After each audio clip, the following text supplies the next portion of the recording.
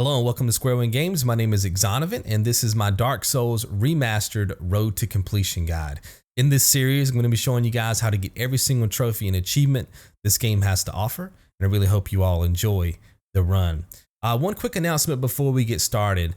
Make sure that you're playing this game on your main profile, the one that's connected to PlayStation Plus, or you have access to a USB storage device that you can plug into your console. Same thing goes for those of you who are playing the game on Xbox. I'm pretty sure that Xbox requires you to have a gold account to be able to access cloud storage. I could be wrong on that because I really don't play Xbox that much. Maybe it doesn't. Maybe it just gives you some cloud storage there that you can use even if you're not paying monthly for their service. But regardless, make sure that you're able to either back up your save data through cloud storage or that you have a USB device, because we're going to be creating safety saves as we play through the game. That's going to ensure that we all have the same number of souls in this game at the same time, because we are going to need to buy things with our souls, level up our characters, so forth and so on. And I know some of you may not be familiar with this game, but souls is kind of like the currency of this game. You get souls for beating enemies and collecting certain items, and it does everything for you in this game. And it's very important that we all have the same number of souls as we get to certain parts of this game. And so the safety saves are going to ensure that we always have what we need to buy things and level up our character with. It's not necessary that you create safety saves, but if you don't create a safety save, you may have to end up farming a lot or traveling back to a previous area. Stuff like that, that's going to cost you a lot of time versus those of us who are going to be creating backup saves. So just make sure you have access to either cloud storage or a USB device, and you'll be good to go. And I'll be explaining more of that as we get into episode 1 here. Scan, press a button. Now, this particular account that I'm playing on does not have access to PlayStation Plus. I'm going to be using a USB storage device. Obviously, if you have access to PlayStation Plus, this will not be something that shows up on your screen. I'm just going to go ahead and press O to exit out of this, and then select yes to continue, and then continue again. And it says could not verify PlayStation Plus on your account. That's what I want. Okay. And it's going to automatically start me in offline mode. You definitely want to play this game in offline mode. You should have an option here as I'm scrolling up and down here. If you are connected to PlayStation Plus, you should have an option here to play in offline mode, which is what I would highly encourage you to do. That way you don't have to worry about certain things in the game. When you play online, you can be invaded by other players, and obviously we want to take a lot of that randomness out of the game. So just make sure you're playing in offline mode whether you have a PlayStation account or not, okay? It's just a lot easier if you're playing with a USB device and you don't have PlayStation Plus, because it just automatically does it for you. But either way, make sure you're playing offline. Let's press new game here. And we're gonna go into our options now. You can see that I already have the brightness set to 10. It's gonna start you off at 5. Just make sure you have that all the way to 10. The reason why you want to have it to 10, guys, is because this game is extremely dark. That's one of the things about this game that for new players, it's going to really kill you a lot, is that you're not going to be able to see certain traps. You might think that a platform extends a couple of extra feet than it does, and then you get to the edge and you find out that it doesn't, and you're just going to fall right off. So by having that brightness turned all the way up to 10, you're going to be able to see the game a lot clearer. Now, you guys do have the luxury of watching me play, so you may be able to get by with your brightness being turned down to, a normal brightness level right there in the middle around 5, because you're going to be able to see my path. But I would still highly encourage you guys to turn it up to 10 just to make the game a lot easier for you. We'll press OK. And then by default, the camera auto wall recovery is going to be on. If I were you guys, I would turn that off. There is I can think of 1 or 2 areas in the game right now where by having this on, I die a lot, but by having it off, I do not. And I don't want to get into the technical aspects of what camera auto wall recovery does. Just know that you will not die in those 2 areas if you have it turned to off. I'll just put it like that. And then everything else, you can play around with the blood or the subtitles or whatever you guys want. I'm gonna go and press OK for mine. And then you have your button settings. Now you can go through here, especially if you're a veteran player. Maybe there's a certain way that you like your controller set up. But if you're a new player, I would highly encourage you just to leave everything to its default settings. I will be calling out button presses in this to help you guys get through the game and complete certain actions if you're new to the game. And I will be calling out the default buttons. So if you can leave them on default, that's going to help you guys out. Obviously, like I said, if you're a veteran player, you're going to know what I'm doing, even though it's a different button combination than your controller is laid out to. But for beginners, make sure you leave everything on default. Okay, let's create our character. Character name. I'm just going to create my character. Exonovant. You guys can name your character whatever you want. And then it doesn't matter if it's a male or female. It does matter which class. You definitely want to pick the Sorcerer class. Notice that as I scroll up and down to the different classes, that the stats there on the left change. You see that? And then each one of these classes starts off with different weapons, different armor. Some of them are built for melee, some of them are built for range. We're gonna pick the one that's built for range, okay? So we're gonna pick Sorcerer, very important. When it comes to your gift, the game gives you one gift to start off with. You can pick anything on the list. Some are better than others, but the one that's the best of all, in my opinion, is the Master Key. That's gonna come in handy as we get through the run. Now, when it comes to your physique, it doesn't really matter. Pick whichever one you prefer. I'm just gonna choose an average build. And then when it comes to face, it doesn't matter. Hair doesn't matter, and color of hair doesn't matter. Okay, most of the time you're gonna be wearing armor anyway, guys. You're not even gonna see any of that stuff anyway, so that's entirely up to you. So you can see that we have all of our stats there on the left. Our level is 3. Vitality, attunement, endurance, strength, dexterity, resistance, intelligence, faith, then our humanity. Of course, I'm gonna explain all that as the run continues. And then we have some items there on the right, which the game is gonna give us right here at the beginning of the game. I'll of course explain that too. The last thing is that I will be skipping all the cutscenes. I'm gonna be cutting all the cutscenes out of the game just to make sure that I don't get hit with copyright, guys. So we're just gonna be going straight from scene to scene. We're gonna be skipping all the cutscenes, straight from action point to action point, so we can get through this game quickly. And like I said, I don't get dinged with no crazy copyright. So when all that stuff is set up, when you've picked Sorcerer and Master Key, go ahead and press accept, and we'll get this thing started. All right, so this is the Northern Undead Asylum. This is like your tutorial area for the game. There is a boss fight at the end. I'm gonna show you guys an easy way to take that boss out. The main thing I want you guys to focus on here is just getting used to the way that this game controls. And I'll be explaining that as we go through this Asylum. Once you get through this Asylum, once we get through episode 1, I'll go a lot quicker in the game, but this might be a fairly lengthy episode because I'm gonna be explaining controls and different tactics and stuff like that. The first thing is we wanna pick up this item right here. We can pillage the corpse by pressing X. X is kind of how you interact with everything in the game. So just press X. You can see that we picked up the dungeon cell key, but notice that the prompt stays up on the screen. And it'll stay up on the screen forever until you press OK. It specifically tells you that down there. So, most games when you pick up something, it just fades away on its own. Not this game. You do have to press X a second time to be able to get the prompt to go away. So just make sure that you're aware of that as you play through.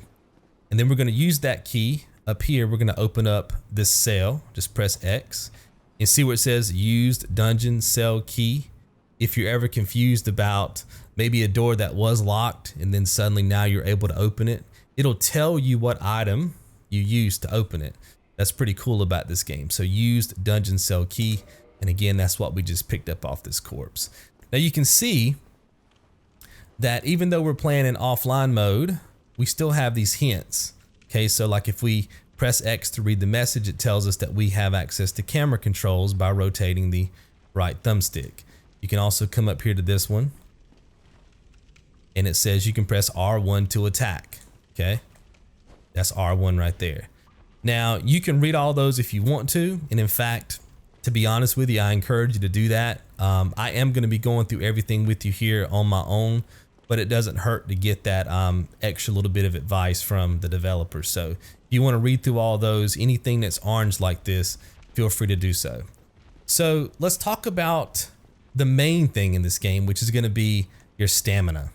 So in the top left, there's a red bar and a green bar. The red bar is your health.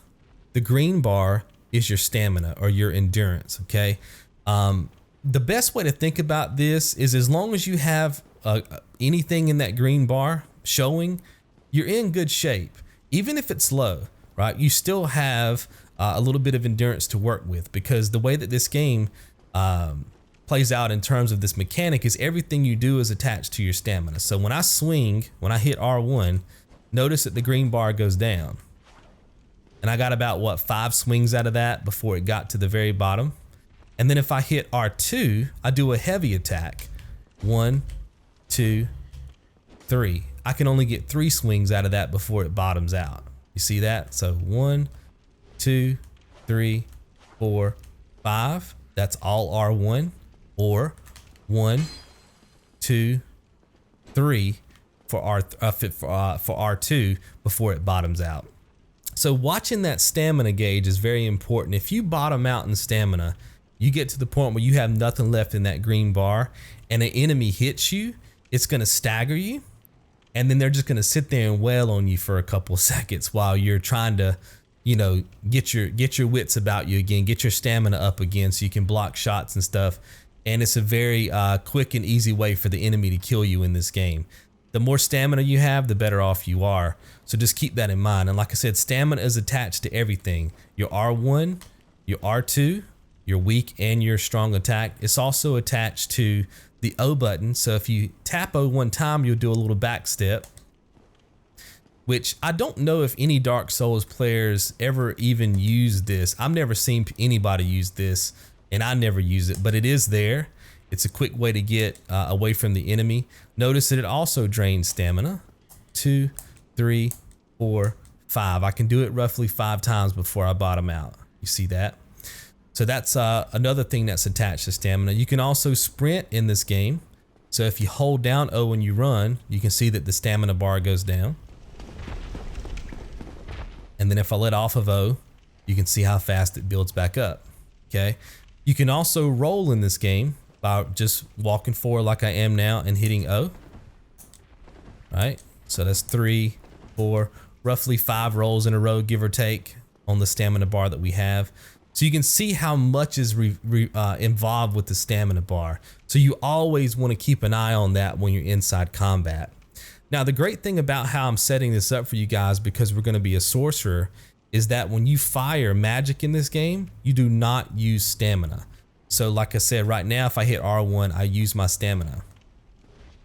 When you fire magic and you hit R1, you don't use any stamina, which means we're not going to have to worry about getting that stamina bar to grow in this game by leveling it up.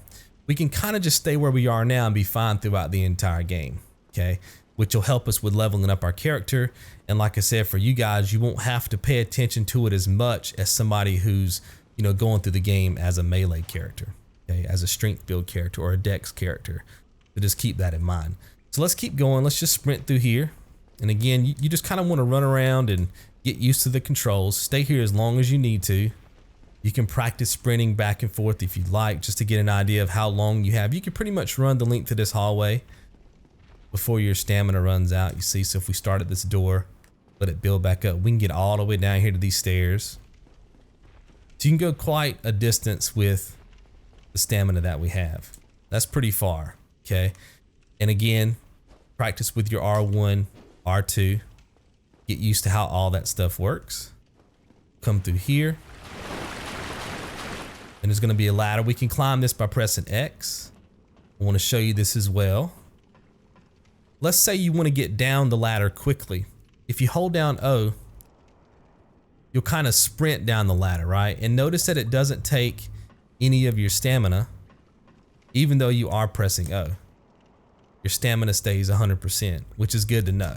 Okay, there are going to be times in this game where we have to go down a long ladder multiple times in this game. and knowing that you can hit the O button and go down it quickly, and that you're not going to be out of stamina when you hit the bottom, which is typically where enemies are going to be at, is a good thing to know. All right, so we'll keep going this way. Now this is a bonfire. So this is the way that the game gives you checkpoints. So let's just say, for instance, that let's say I had 1,000 souls. Now, if you look in the bottom right-hand side of the screen, you see where it says 0. I have 0 souls right now. Let's just say that I had 1,000 souls right there, okay? And I rest here at this bonfire, and then I run over here and there's an enemy in this room, and this enemy kills me, okay? Then it's gonna respawn me back at the previous bonfire that I rested at, which would be this one, right? But I'm gonna have 0 souls. Now, the only way that I can get my 1,000 souls back is to run back over here where the enemy was, and there'll be a green, like some green particles on the ground, which is kind of like your blood stain.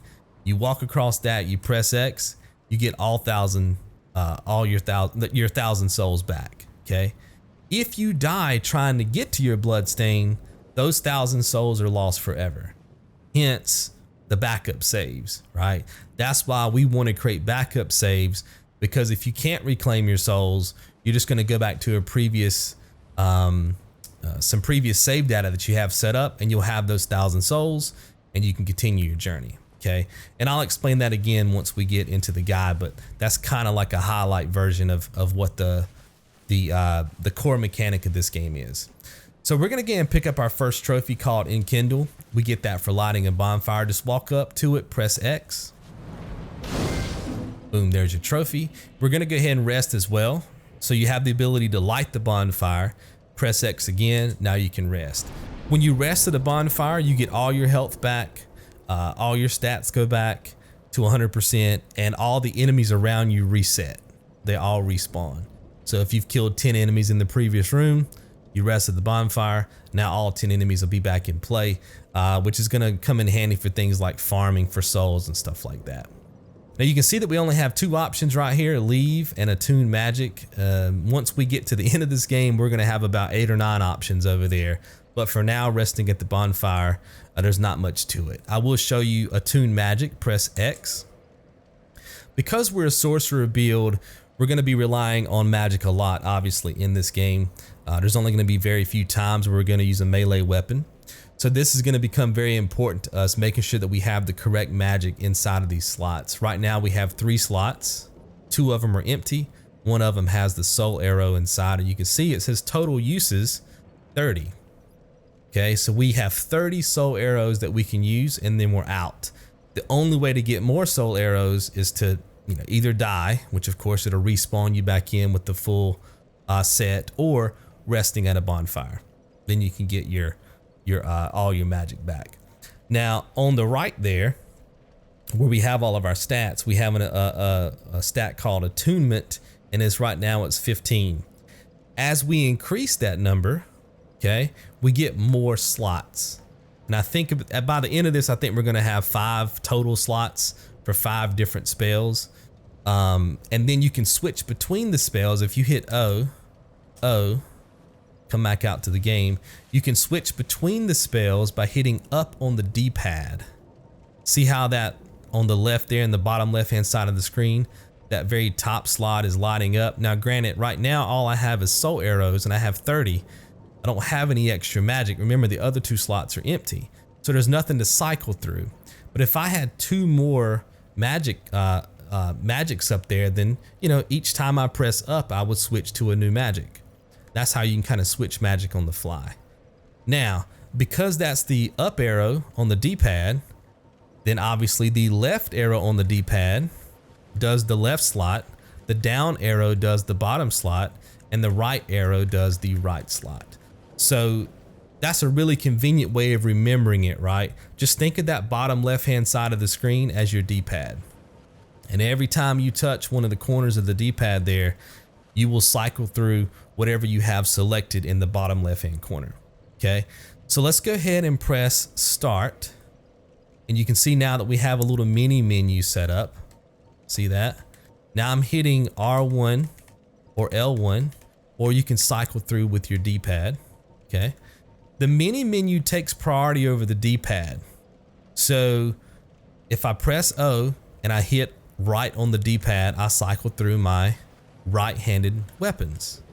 But the second I hit options and I hit right on the D-pad, the mini menu is in full control.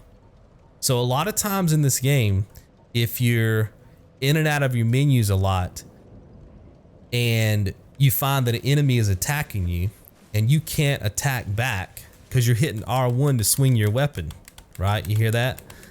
But if you got the mini menu up, you're going to be cycling through options where if I hit O right now and I do it, now I'm able to hit, okay?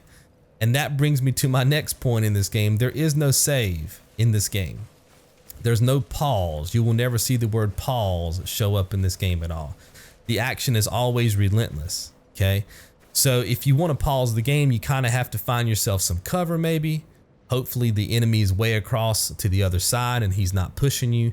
Maybe he's an archer and he's just shooting arrows at the wall in front of you. And then you can kind of relax and think about what you want to do next. Maybe go into your menus at that point. But there is no pause. You know, in certain games, when you pause the game, you go into a menu and then the game stops. This game never stops, okay? So if you're at that point and you're in combat and you go to pause the game, you're not, it's gonna look like you're paused, but you're not. See that? You can still move.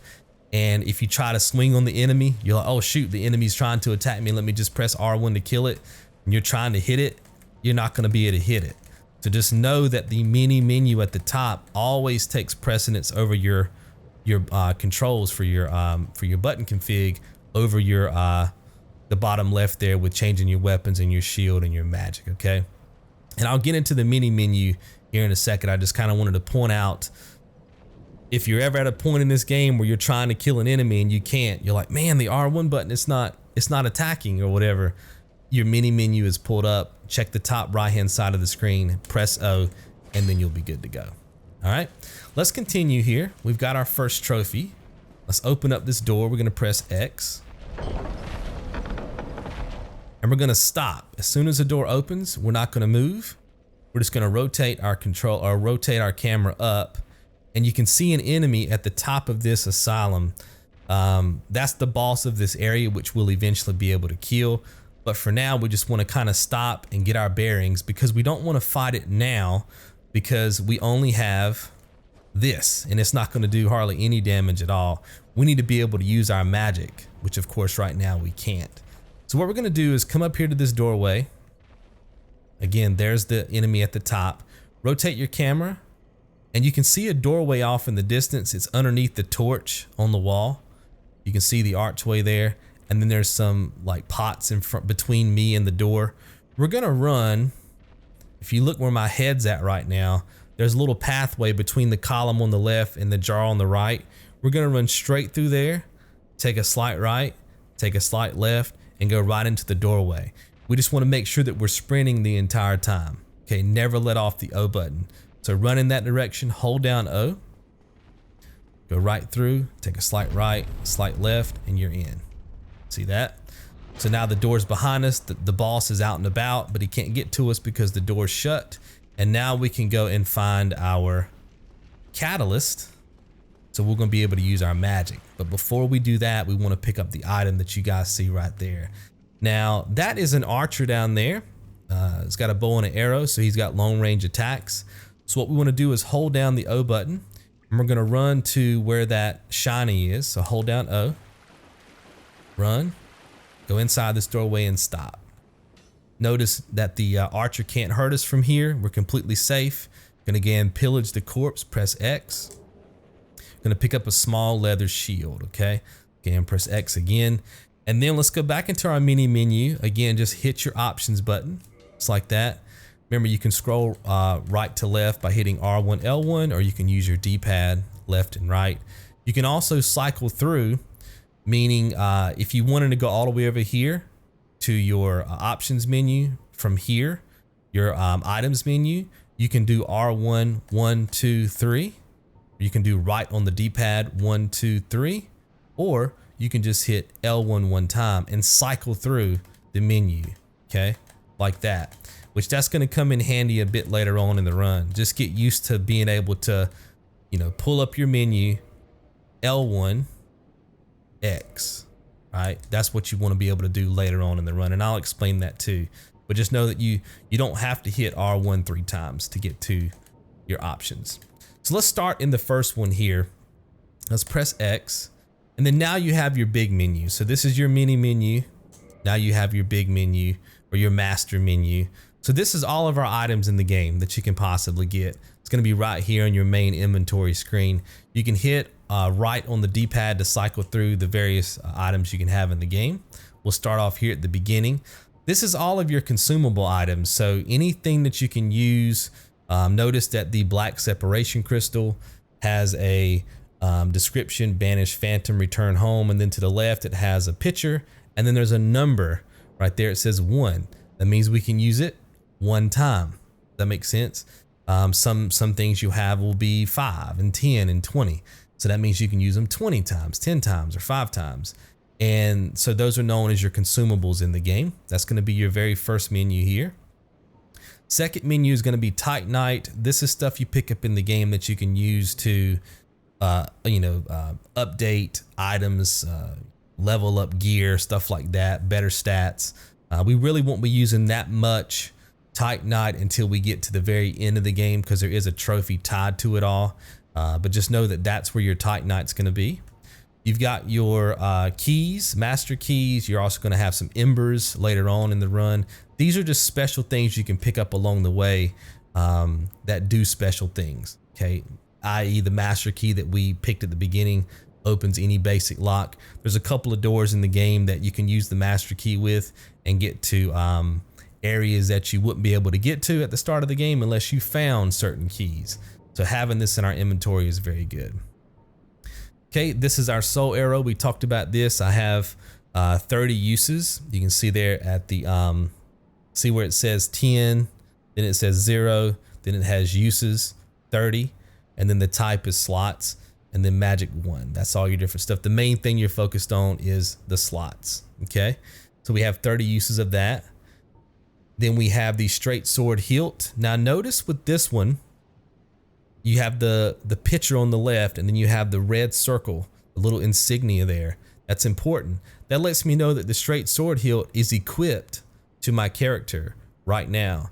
But if you go down to the small leather shield, that's the item that we just picked up. It's just the shield. To the left of that is no red insignia. That lets me know that I do not have this item equipped as of yet. So it's just like a quick reference for you if you're going through items, and trust me, there'll be a ton of swords and shields, like 100 plus by the time this game is over with. So it's a quick reference for you to be able to see, what you have equipped. All right, and we'll go over one more. This is your arrows and your bolts and stuff like that. We're not going to be using those in this run. Well, we're going to be using a bow in this run, but not necessarily the arrows. I'll explain that later. Hit right on the D-pad. You can see here our sorcery gear. Because we chose a sorcerer at the beginning, it starts us off with the sorcerer gear or the sorcery set, and you can see there that we have all of those equipped already because they have the red little circle. And then we hit right on the D-pad again. We get rings. Rings are good for stat buffs in the game, which we'll be getting a couple of those to help us out with our run. And that's going to be your main inventory. Now you can see that the mini menu is still on the top right of the screen. So you don't have to hit O and then go over and then hit X. Okay.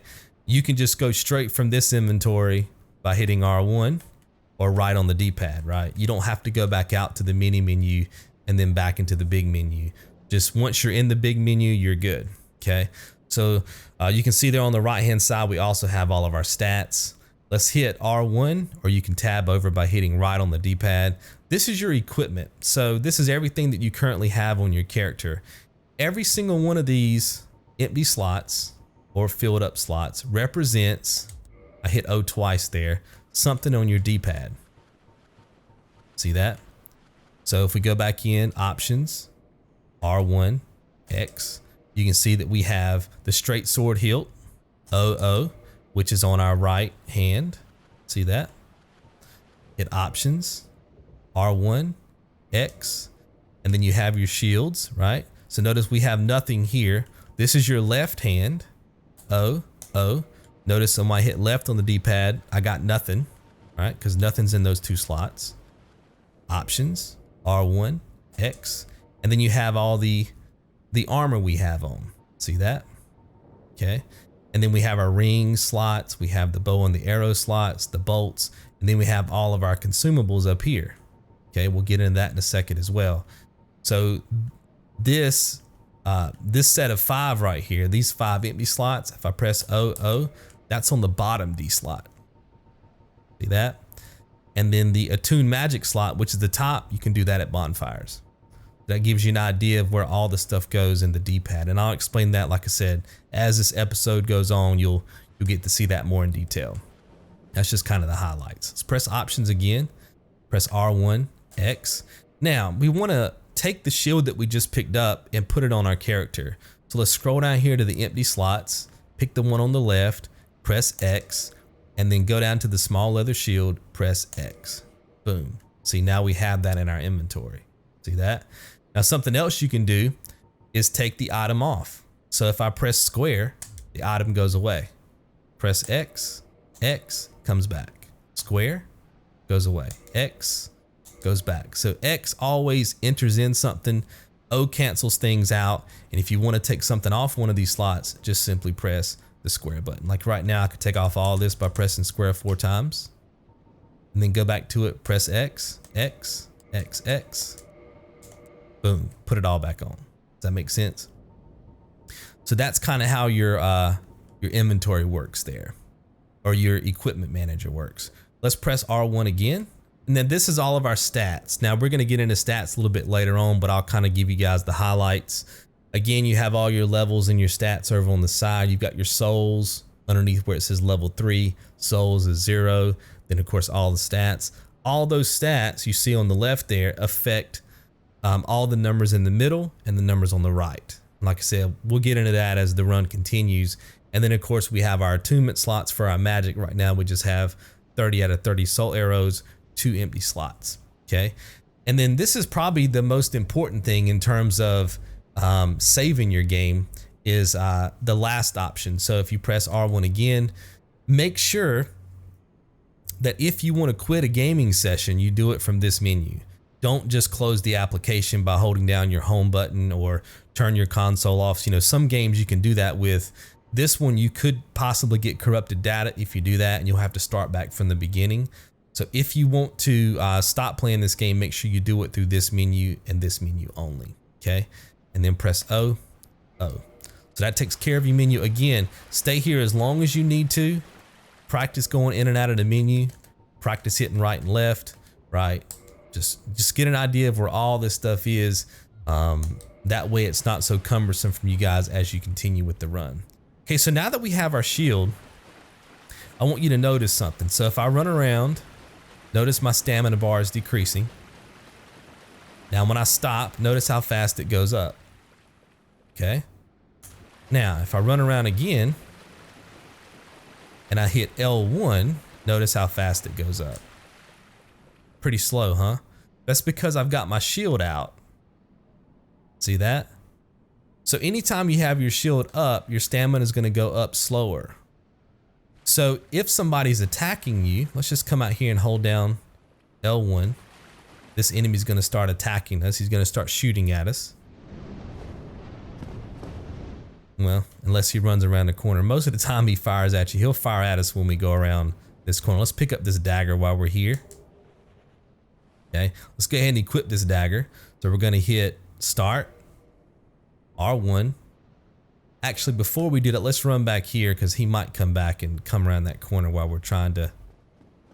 Let's get some safety. He might try to come back around that corner and get us. I've never had him run off that quick before. So we'll hit options. We'll hit R1, X. We want to get rid of the straight sword hilt. Remember to remove an item, square, X. And then you have your dagger at the top, X. Okay, it's a much better weapon than the straight sword hilt. The straight sword hilt does about 2 damage to these enemies, and the dagger does a lot more. So we want to make sure that we put that on. Okay, we'll press O again. Notice that if I hit right on the D-pad, it goes away. If I hit right again, it comes back. That's because you can have 2 different weapons in your right hand. Same thing goes for your shield. You can have 2 different shields in your left hand. Okay. Right now we only have 1, so that's the only thing we get when we cycle through. All right, here he is. Let's see if we can get him to shoot us. Okay. Notice when he hits me, I lose a little bit of my stamina. See that? Now, obviously, the closer I get, he might run away again. The pattern changes. He's now able to hit me a lot quicker than he was before. So you can only imagine if this guy was a melee character, right? He had like a sword or something, and I was right up in front of his face, and he was hitting me with, you know, a hammer or an axe or something like that. I would obviously lose a lot more stamina than what I'm losing right now. So the way that you do this is in between hits, you let off the L button, the L1 button. Like right now when he hits me, let off the L1 button, let off the L1 button, time the attacks. Now I know it doesn't really showcase it for you guys here because he's not really taking off a lot of stamina, right? But let's see if we can try to do this a different way. I'm gonna go ahead and run my stamina out a bit. Okay. Then I'm gonna run out there, shield up.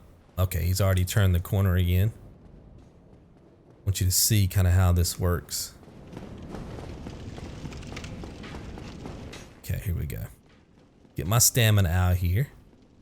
Now I'm gonna keep my shield up. Notice, look how fast I can build my stamina back.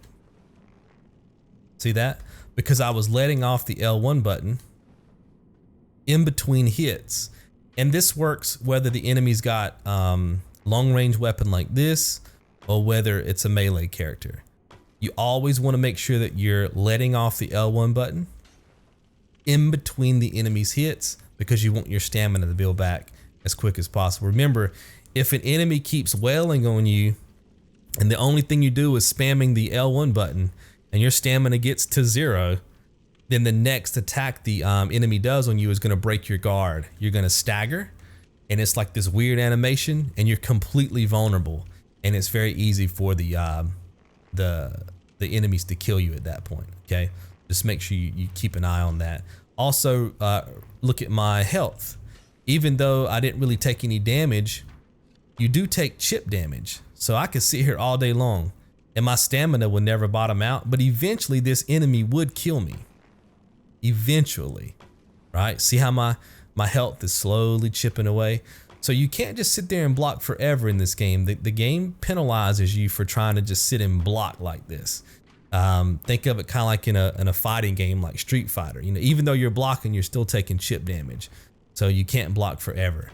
So it kind of forces you to be a little bit more offensive at times than just sitting back and being completely defensive. Okay, so now that you have your dagger, okay, we're gonna go ahead and kill this enemy. Notice in the bottom right hand side of the screen we have 0 souls, and then we're gonna see what happens once we kill this enemy. Now there's a couple of ways you can kill this enemy. Okay, one is you can run around and use the free camera, right? So meaning you're not gonna be locked on to the enemy at all. Notice that when I run away from the enemy, my back is toward the enemy. Okay, when I push down on my left thumbstick, my back is toward the enemy. If you hit R3, you can target the enemy. And now when you press down on your left thumbstick, you back away from the enemy. Very important, especially for us, because we're gonna be a sorcery character. We wanna be able to shoot our magic at the enemies. And you can kill the enemies without locking onto them, but it's extremely difficult because you're gonna have to use the camera to target, right? So anytime you're fighting an enemy in this game, make sure that you hit the R3 button. Make sure that little light shows up on their character, and that lets you know that you're locked on. That way you're always facing them no matter what they do. Okay, now let me show you guys. It's probably going to be a little bit tricky to show you on this guy because we're in a hallway. I'll show you the backup strategy here. So one way to take this dude out is to get up here, wait till he fires, hit R1. This works even if he's hitting you with an axe or a hammer, right? You're just counterattacking basically. Now, let's just say that for a second now he's kind of in that doorway. I'll show you on the next enemy. I'm just gonna go ahead and kill this guy. So just let him attack you, counterattack. Hold your shield up. There you go, hold your shield up, counterattack. Shield up, R1. So I'm just L1, R1. Make sure that the enemy attacks first. You're basically just counterattacking the enemy. That's one method for killing an enemy, okay? Doesn't work on all of them because if they're stronger than you, one hit from them might take off all your stamina, okay? But if they're weak like these guys, just simply holding L1, wait for them to swing on you, then R1, then L1, R1, L1 will take them out. Scan, press X and go through the light. I'll show you some more strategies up here on this next enemy.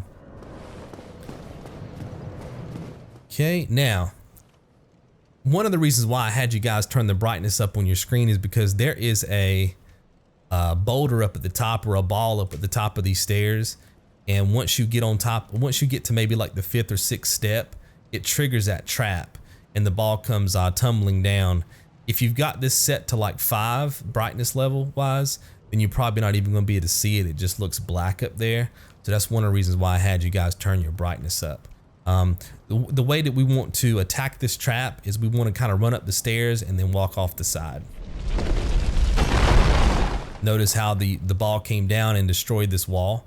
We need that because that's a secret. It unlocks this room where this guy is. All we're going to do is go up to this guy, press R1. You can talk to him if you want to. The end result is the same. You're still going to get the trophy and you're going to collect the Estus Flask and a key. But I just find that it's just a lot easier just to kill him. Do note that in the bottom right hand side of the screen, it says 20. And that's because we killed the enemy over here and we got 20 souls for killing this enemy. Okay, so that's how you collect souls in this game. We're going to collect 100 souls for killing this guy. So again, just walk up to him. You can talk to him if you want to, or you can press R1.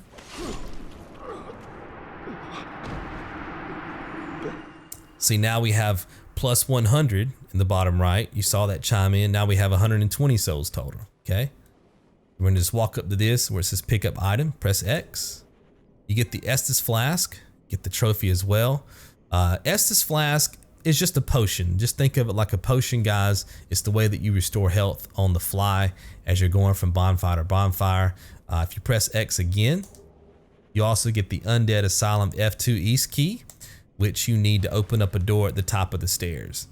So what the game is showing you here, like if we wouldn't have went through this crack in the wall, if we would have just avoided the boulder, then went to the top and got to the doorway, it'd have been locked. And it's forcing us to understand that there's certain doors in this game that you have to go kind of on the hunt to find, or certain keys, I should say, to be able to unlock them. Again, this is a tutorial for the game, so it's getting you used to shortcuts and traps and, you know, so forth and so on.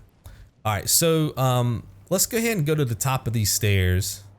I want you guys to walk here and notice that we have an enemy up here, but it's not doing anything. It's not attacking us. It's just standing there. It's chilling, right? Nothing's happening. And if you hit R3, you can still target it. Okay, you can still target it even if you're not looking at it. Watch, even though I'm not looking at it, I hit R3, I can still target it, right? So that's the great thing about this game. You can even target it if you're looking around the corner at it. And I'll show you that when we get to the top of the stairs, which is really good. You want to always have the advantage over the enemy. And the best way to do that, especially once we start using magic, is to be able to target the enemy before it even knows that you're on the level. Okay, before it's aggroed to you on screen, you want to already have that thing targeted and ready to press R1 to get your kill. Now, because we still have our dagger, we do not have our magic quite yet. We're going to go up here and kill this thing a different way. Now, the past enemy we killed by simply counterattacking it. We held down L1, it hit us, then we hit R1, L1, R1. We're going to do something different on this fight. We're going to use the circle strategy, or the circle strafe. Okay, so we're going to target it. We're going to walk up. You'll see that it'll eventually see us. And once it starts to attack us, we're just going to back up. See that? We're going to keep backing up. We want it to follow us.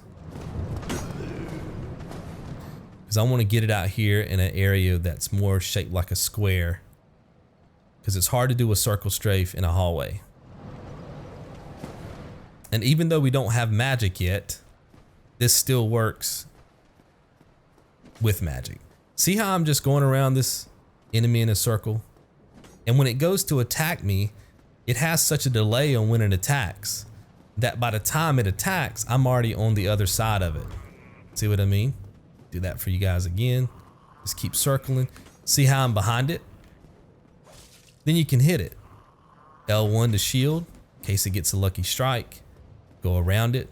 You just have to make sure that it's exhausted its attacks.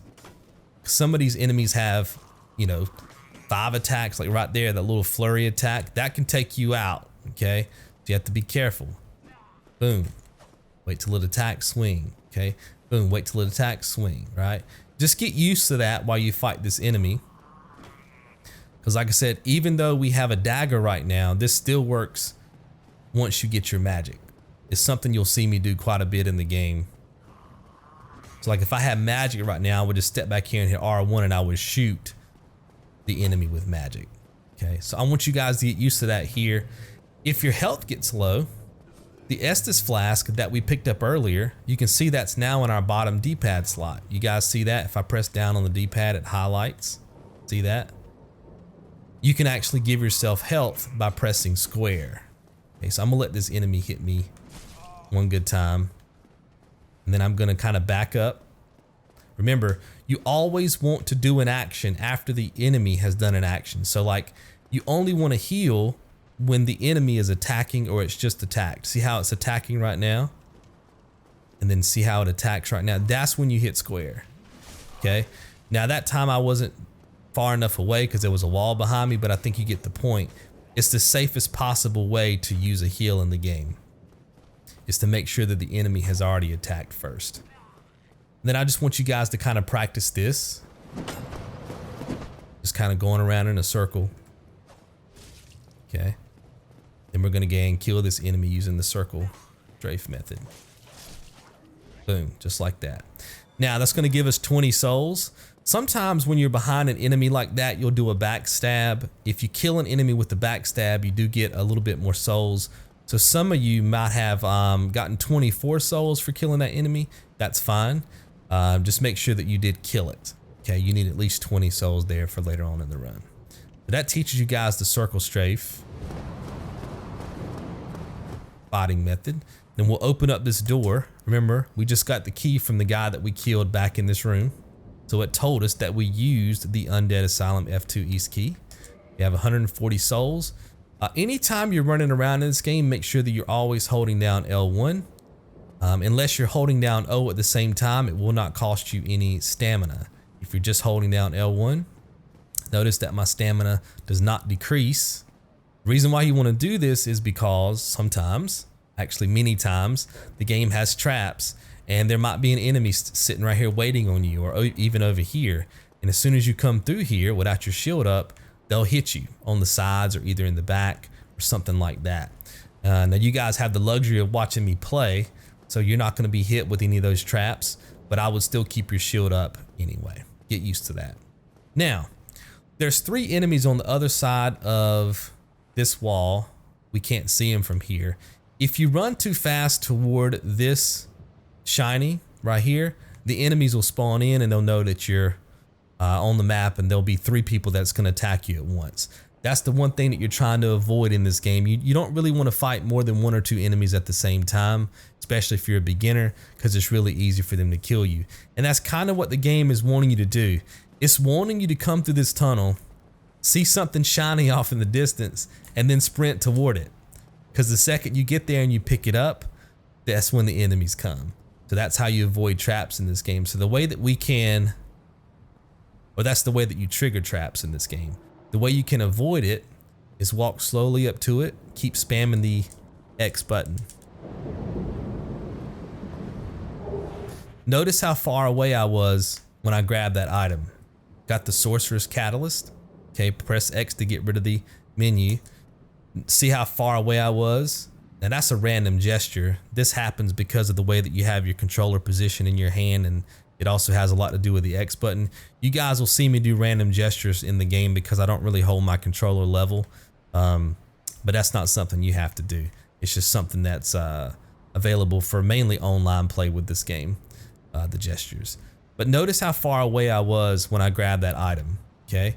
And now the enemies that are on the other side of that wall, you can't see them, they don't know I'm here yet, okay? So again, you're not able to pause the game, but you are able to put yourself in a position where the game is neutral, right? I know where the enemy is because I've played the game before. They have no idea that I'm here, and I definitely want to be able to equip the item that I just picked up, okay? I'm gonna go into my menu by hitting options, and then let's press R1, X, and we want to just come over here to where the dagger is. We're gonna press square to get rid of the dagger, press X, and then we're gonna go down here to the Sorcerer's Catalyst, press X, okay? Now you have the Catalyst, the shield, and all your gear, and the Estus Flask that you got from the knight earlier. Press O again. Now notice that the soul arrows at the top D-pad slot now are lit up. They weren't lit up before. And that's because now we have the Sorcerer's Catalyst in our right hand. Again, I'm just hitting right on the D-pad to cycle through, but now they're lit up. Okay, so if we hit options again, R1, X, go over here to the empty slot, press X, put the dagger back in by hitting X. Now we have two. O. Now watch, when I press right on the D-pad now, the soul arrows go away because I have the dagger out. As soon as I go back to the catalyst, I get access to the soul arrows. So if I'm on the dagger and I hit R1, swing the dagger. If I'm on the soul arrows and I hit R1, I shoot magic from the catalyst. See what I'm saying? Now notice also, when I hit R1, notice my stamina goes down. If I'm on my soul arrow, there's an enemy right there, we're gonna lock on. If I hit R1 on this enemy, notice my stamina doesn't go anywhere. Full stamina while I'm firing soul arrows. That means we're not gonna have to level our stamina up as much as a player who is using melee, because they're gonna have to be watching their stamina a lot more closely than we are, okay? So let's hit options again, hit R1, X. Let's take the dagger off by hitting square, press O, and then we're back into the game. Let's hit right on the D-pad, boom, we're back to our catalyst. Again, hold down L. We're gonna walk forward really slow. Just gonna show you how this works. Now notice I can rotate camera and I can see the two enemies, right? Remember, you always wanna lock onto the enemies before they see you, right? So we're gonna hit R3. Okay, I'm not up far enough. Rotate camera, R3, still not up far enough. Still not up far enough. There, see how I was able to lock onto that enemy? Even though my camera was turned forward, I was still able to lock onto this enemy. So a lot of times if you just go through areas spamming R3, you will attach yourself to enemies that you normally wouldn't be able to see. The camera will automatically fix to them and you'll have the advantage. Let me showcase to you guys another way to kill enemies. And the great thing about it is that it's really good to use in hallways, kind of like what we are now, where we're on kind of a platform. Everything is kind of straight. So what you can do is you can walk forward. You can probably hear me doing that on my controller, my left thumbstick. I'm just walking forward and then walking back quickly. That causes the enemy to go into a cycle of attacks, and it gives you the advantage, because what you can do is you can get it to attack by going up and back on your left thumbstick, and then while it's flurrying and doing its attack, you just fire an arrow, a soul arrow from a distance, R1, take it out. So it's forward, back, right, on your left thumbstick. I'll do it for you guys one more time. You practice that as well. And don't worry about dying in here. If you die or something like that, you can always just go back and start a fresh new game. I want you guys to be able to get through this asylum with the number of souls that I have, beat the boss, and have no problems with it. You should have zero problems getting through the asylum before you move into episode number 2. Okay, so do a new game as many times as you want, cycle through, learn the game, and then you guys will be good to go for future episodes. Again, I'm gonna get out here, see if I can lock on to this enemy. Now notice here we're dealing with an archer again. Okay, I'm completely protected right now, but I do have lock on, which gives me the advantage. Okay, and then I'm just gonna time the hits on the arrows. Okay, listen, hear the hits, and notice how long it takes for the arrow to reach the platform, the column that's in front of me, the wall that's in front of me, right? There is a time difference there. Notice it again. See if I can get him to fire. See? There's also a time difference on, or there's also a delay on when I fire arrows. Watch this. It's not instant. Okay? So when you're timing your attacks, see if I can get him to fire at me again. You want to come out to the open and time your attacks to the point where you can fire an arrow and then get back into cover before the archer's arrow reaches you. So what I did there is, as soon as the arrow left the archer's bow, I went ahead and came out of cover. I was already targeted, fired my arrow, and then by the time my arrow hit him, I was already back into cover. And then he was firing his second arrow, which missed me completely. So you can time your attacks that way. Gives you an advantage on long range enemies. Okay, let me showcase for you guys the forward back method one more time here. Notice we have 200 souls, by the way. I'm just gonna walk up here, aggro this enemy in. See how I was walking forward? He swings, I fire. So I'm just going up, back, and just make sure that you're targeting him. And then as soon as you see him swing, you just keep backing up, get your distance, and he'll still be in the swing animation. You hit R1 and then get back to your blocking again, forward back. That will get you through. Guys, if you can learn the circle strafe, the forward back method, which is what I just showed you there, or just being able to walk into a room like this one where the enemy's in the corner like that, just target them from a distance. Without them knowing that you're on the board, without them being aggroed in, and just spam your R1, that gets you through the entire game. You learn those 3 attack patterns, those 3 strategies for killing enemies, and you can make it through the entire game. Trust me. So again, practice this as much as you need to. You should have at least 280 souls at this point. You might have 284 if you daggered kill one of the hollows with the backstab. But as long as you have 280, you're good. If you've died a bunch here, if you're still not really feeling it, just go ahead and start over. Go hit options, left on the D-pad, X, go to quick game, go back out to the main menu, start a brand new profile, come back in, keep running this part of the asylum, okay? Kill these enemies, work with the dagger, work with your menus, okay? Get used to everything. Once you feel comfortable with getting through the asylum with ease, just like I have, you don't want to use more than 1 potion. You want to have at least 4 Estus Flask when you get to this point. You want all these enemies, all these enemy kills to be very simple and stuff like that. Then you're ready to go ahead and continue with the rest of this episode. If not, like I said, go ahead and keep trying. Go ahead and get used to the game. Now, I want to showcase to you guys the save load feature. This is how we're going to be using the cloud and the USB device to save our game. So notice that everybody's dead. Okay. Notice that there's no bonfire in the game. Well, there is, but we're not close to one. I'm going to set myself up right here by these bricks. Okay.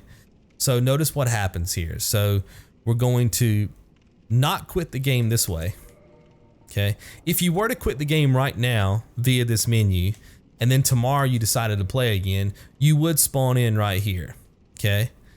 But what I'm going to showcase to you guys is a safety save.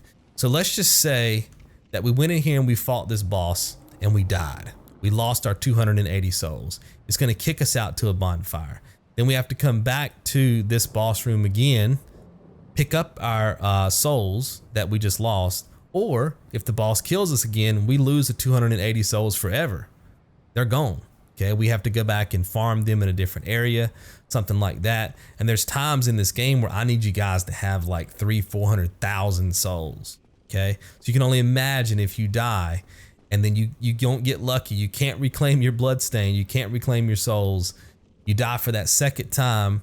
Then the game says, well, we'll start you off with a bonfire, but you're going to have 0 souls.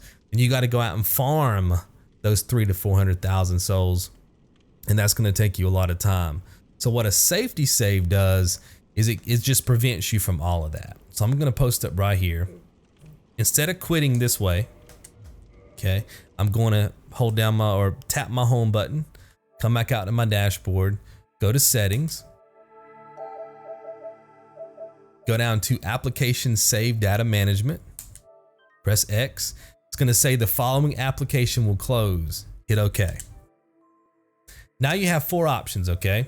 Now, if you're doing this via the online storage, you're going to mainly be utilizing this one a little bit later on. If you're using the USB storage, this is how you're going to be copying your stuff over. But for now, you always want to choose option 1, saved data in system storage, okay? Let's press X. Now, you can upload to online storage if you're playing on your PlayStation Plus account. Same thing would go for your Xbox account, right? If it's giving you the option to upload to online storage, you want to do it that way, then do it that way. If you have a USB device, then that's the one that you want to pick. Again, I have a USB storage device, so I'm going to select this one, okay? If you want to save the data you copied on another PS4, you must update the system software to the latest version. I'm not going to be doing anything on a different system, so I'm good. Okay, and you can see right here that we have a list of games that I've played on this account. You can see right there, Dark Souls Remastered. You just want to pick Dark Souls Remastered. Okay, so press X, and it's going to give you the option to check one of the saves. Now, I think for Dark Souls, you're only going to have one. The very top one, it's only going to give you one. I think for like Dig Dug and some other games that I played, I would have like 5 up here. Okay, so you just want to make sure that you're selecting the one that's at the top of the list. So select that one, okay? And then you just want to copy it. See at the bottom where it says copy.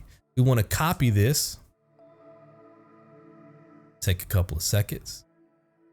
And we want to copy it to the US storage, to the USB storage device, okay?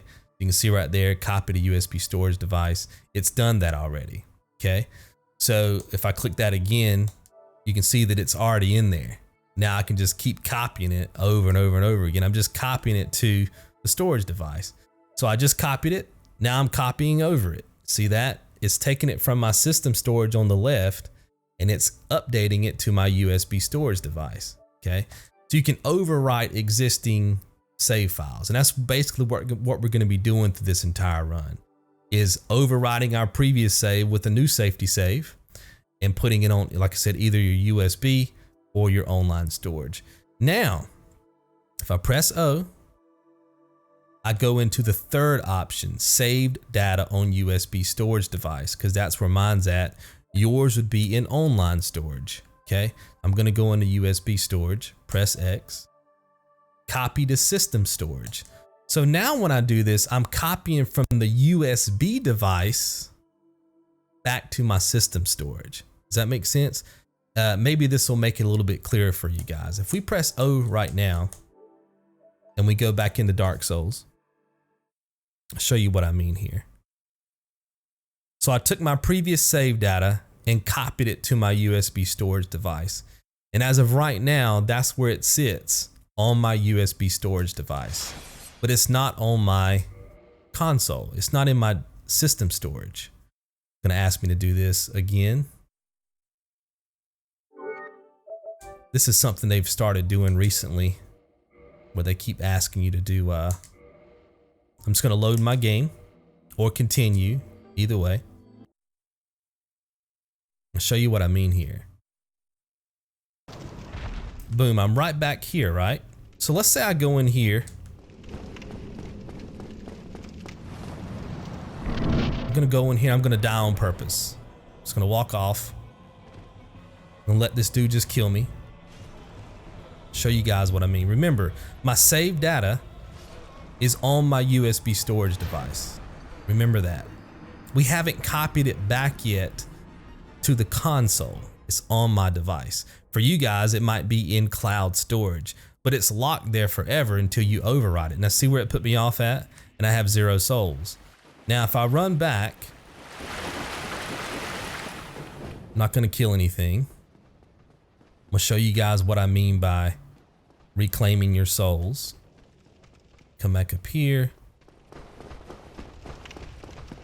This is a bit confusing at first, but once you get the idea of it, it's really interesting. A way to play these games. Fight through here. I may have to kill some of these guys because they're kind of blocking my path. I'll do this a little bit quickly, just so I can get back and show you guys what I mean.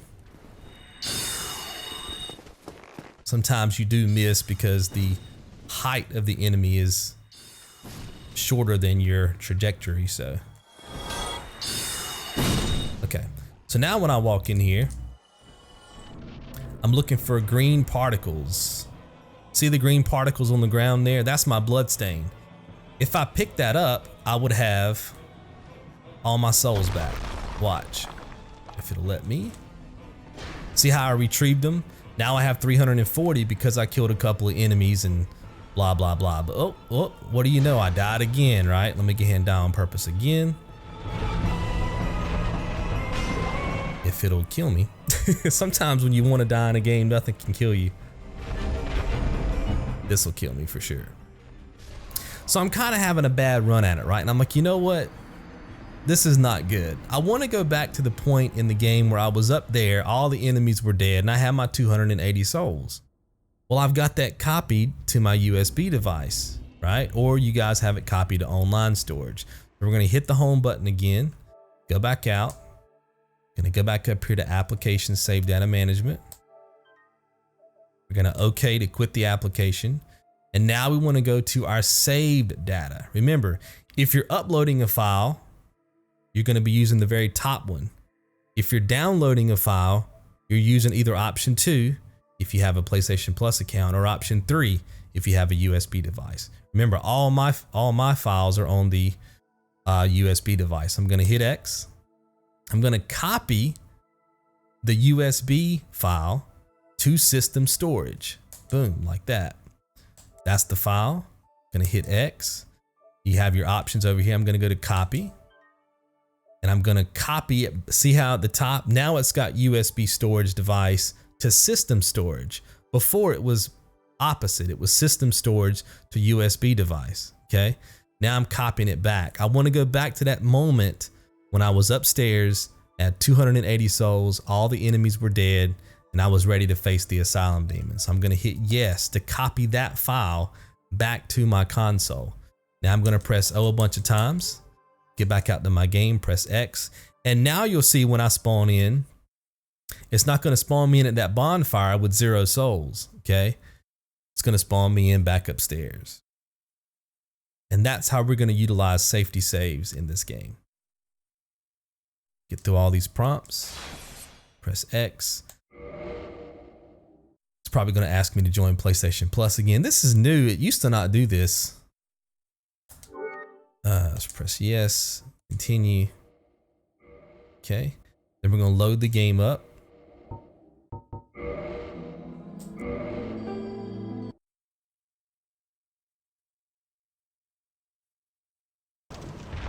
Now see, now I'm upstairs with 280 souls because I'm using that saved data.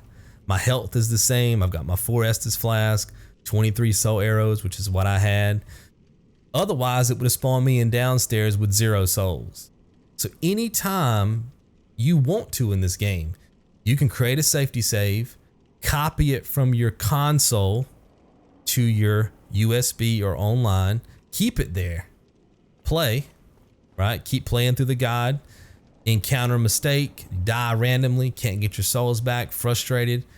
Then you go back into it, you copy it back from your online storage or your USB back to your system, boot your game up, and you're good. Okay. And I'll be doing that throughout the run, and I'll be doing it very slowly for you guys so you can see exactly what I'm doing. But that kind of gives you an idea of how we're going to create our own checkpoints in this game using the PlayStation 4 and the Xbox One. All right, let's talk about the, again, if you have any questions, guys, leave them down in the comments. I'll be more than happy to answer that for you. I'm thinking about doing a whole nother video that just showcases this type of thing for everybody, because that way it's not just game specific, but that should have given you guys a really good idea of how that process works. So anytime you hear me say safety save, that's what we're going to be doing. We're going to be taking our file and moving it from your console to the cloud or to your USB device for later in case we have issues. Okay, so let's talk about this boss. So you've already seen the boss a little bit. What we're going to do is walk into this room. We're going to be on this platform. Now, I don't know. Yeah, actually the platform should still be there because we're on our good safety save. I think before you guys saw the Asylum demon jump up and hit the platform. If that happens and you don't have a safety save, then when you walk into this room again, there won't be a platform, and it kind of kills the strategy that I'm going to show you guys. But because we have the safety save, we're good. The platform will always be there, and you can play this as long as you can practice this as long as you want. So what we're going to do is we're going to walk into this room, going to press X to enter the fog gate. We're going to look down as we enter the room, and we're going to walk to the edge of the platform. We're going to hit R3. We're going to target the Asylum demon from where we are. We're going to fire 3 R1s, just like that. 1, 2, 3, just like that. We're going to be looking down on the Asylum demon. Once that happens, we're going to wait a couple seconds. He's going to jump. When he jumps, we're going to just walk off the edge to the side, and then we're going to run to the back left corner of the room. Turn around, R3 to target, and we're going to spam R1, and that's going to kill him. Okay, it's going to take about 7 shots, and I'll do this for you guys a couple times. So we're going to walk into the room, X, keep looking down, walk to the edge of the platform, target, 1, and I'm just spamming it, 2, 3, untarget, wait, roll off. Okay, we're going to run to the back of the room. You can press R2 to bust these pots. Press square to heal, turn around, target, back up all the way into the corner and just spam R1. He's gonna hit you, don't worry about it. Just keep spamming it. There's one attack that he does, the swipe attack, this one, that can't hit you. And that gives you the advantage, and that takes him out. See, you get the big pilgrim's key. Random gesture, you get the humanity, and we're going to also collect some souls. That should chime in here in a second. See, 2,000 souls. Okay, now watch. I'm going to do the save again. I'm going to dashboard. I'm going to show you guys that fight one more time, and I'm also going to showcase. Now, I'm not going to be doing every fight this way because you guys can just rewatch the video, but I do want to show you how the save works, right? So we're going to go into settings. Right now, the game has me saved here. It's automatically saving, right? But I want to go back upstairs before the Asylum demon was dead. I just want my 280 souls, right? Let's just say hypothetically that's what I wanted to do. Well, if I were to save and quit from here, as soon as I load back in, it's going to have me right here with 2280 souls, and I've already beat the Asylum demon. So if we dashboard, go back out to our settings, go to application save data management. Okay, close the application. Remember, we want to copy. So you're either going to be going from here if you're saving it online, or you're going to be going from here, save data on USB storage. You want to copy the file where I was upstairs with 280 souls. You want to copy that file to system storage. Okay, that's the file. Press X, check it off, copy it.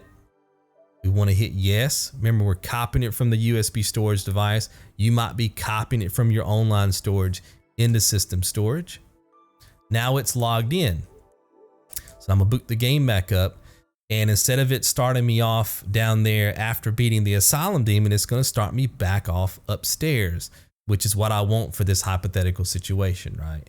Like I said, I'm not gonna be fighting all the bosses multiple times, but I think this gives you guys an idea of how that copy trick works when you're trying to bring in data from before. Press any button, press OK. Have to go through all this stuff again.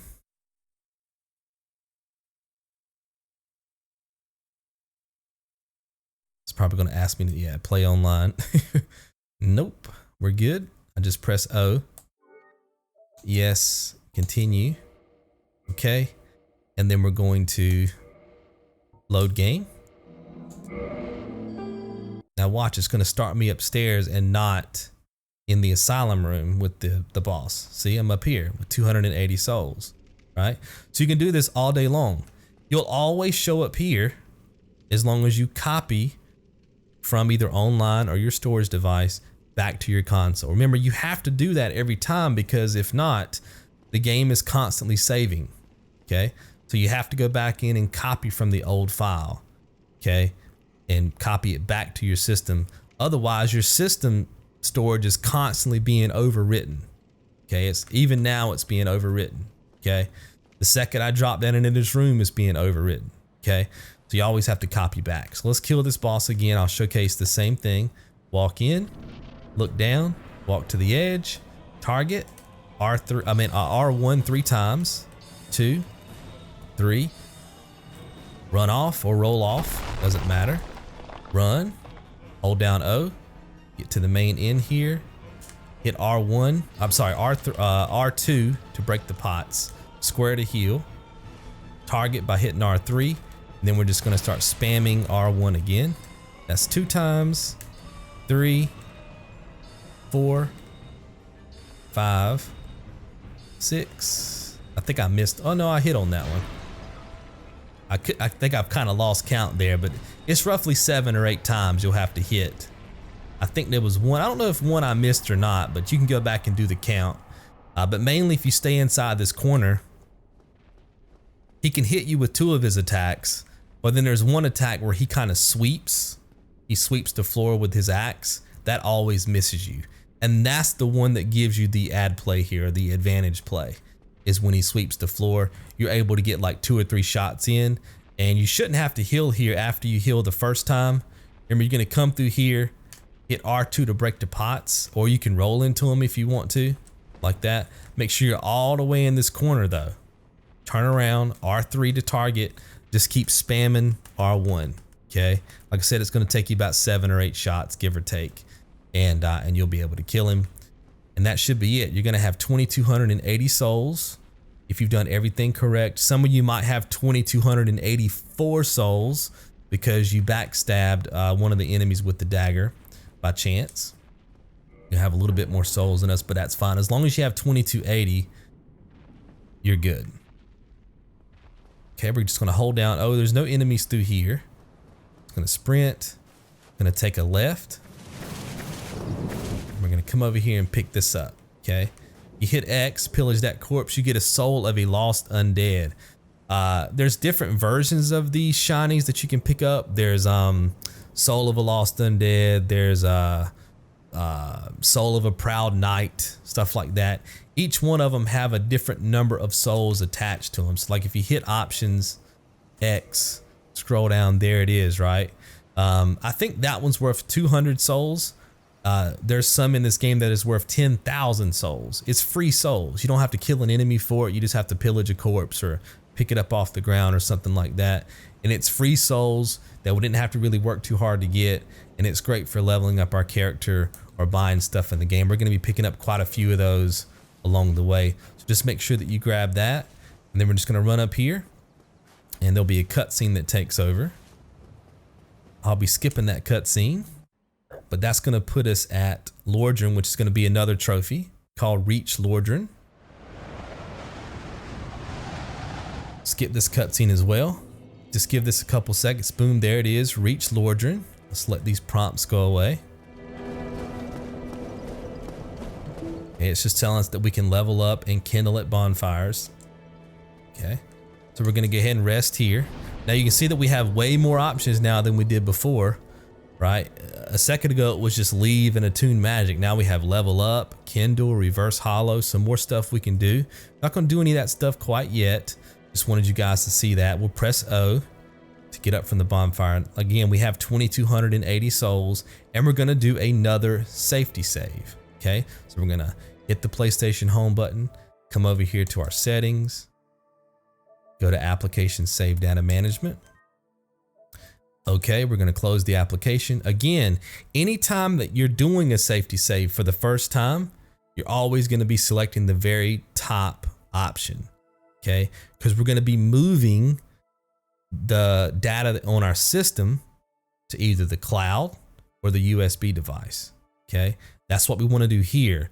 A second ago, when we were back at the Undead Asylum in that upper room, that's the one that we currently have saved on there now. We want to overwrite that. Now we want to set up the safety save so that we're over here in Lordran by this bonfire in case we have a problem, right? So we're going to pick option 1, select X. Again, you're going to put it in the cloud or you're going to put it on the USB. That's your option. I'm going to put mine on the USB. Again, just always select Dark Souls. It's always going to be the one that's up there. There's only going to be one option, okay? Select it, copy it. Notice that I'm copying it from the system storage to the USB storage device. And it's asking me, do I want to overwrite this saved data? The answer is yes, okay? I'm good. Up to this point, I got my 2,280 souls. I'm very comfortable with getting through the Asylum, right? This is what you guys should be asking yourself. There's no point in me having to go back to that previous save data.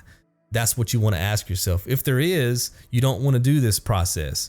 You want to go back, copy it from your device or your cloud storage back to the game and practice or get the souls that I'm asking you to get, right? But if everything's been done up to this point, you want to overwrite that data by hitting yes. Okay, now you press O, go to save data on USB storage device. You might have to do your online storage again. You make your pick. I'm gonna hit X. I'm gonna copy. Okay, select the file, always select the file. Now I'm gonna copy it from the USB storage device to my system storage. Press OK, press yes. Now press O a bunch of times, go back into the game. And now when I load up, I'm not gonna be in that upper room where that brick was above the Asylum demon with my 280 souls. I'm going to be in Lordran with 2,280 souls, and the Asylum demon is dead. Okay, because I've just overwritten the previous save data, and that's going to end episode number 1. I'm going to show you guys that works. Again, we got to get through these prompts. Continue. Okay. Okay. Load the game.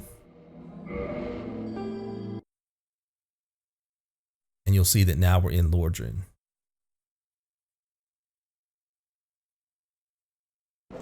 Boom, 2,280 souls, and we're not back over there at the Asylum. Does that make sense? And that wraps up episode 1, guys. Remember, if you have any questions, leave them down below in the comments. I'll see you guys right back here in episode number 2. You guys be good. So I wanted to take a second and tell you guys about my dream. My dream is to wake up every single day and create guides just like the one you just watched here on YouTube full time. Now there's several ways that I can monetize my work in order to make that dream come true. Number 1, I could do Google ads. Number 2, I could do sponsorships. Number 3, I could do endorsements. The only problem with those 3 options is that I think they're going to degrade the quality of what I'm trying to produce here on Square One Games. Not only that, but I don't want to try to pitch my subscribers something that I don't necessarily believe in, and that's why I've decided to just go the Patreon route. If you want to see more guides like this on YouTube, you also want to have that person that you can go to where you're gonna get an answer to your comments, okay? I've responded to probably 90+% of every comment ever left on my channel, and I've been on YouTube for 6 years. You can go to any one of my videos, look in the comments, and I'm in there. Think of it like customer service, you know? That's exactly what I like to do from my community. So if you guys wanna help get more guides like this up on YouTube, I just need more time to do it, that's it. So hopefully you guys will support me in that if you like this kind of content. Thank you.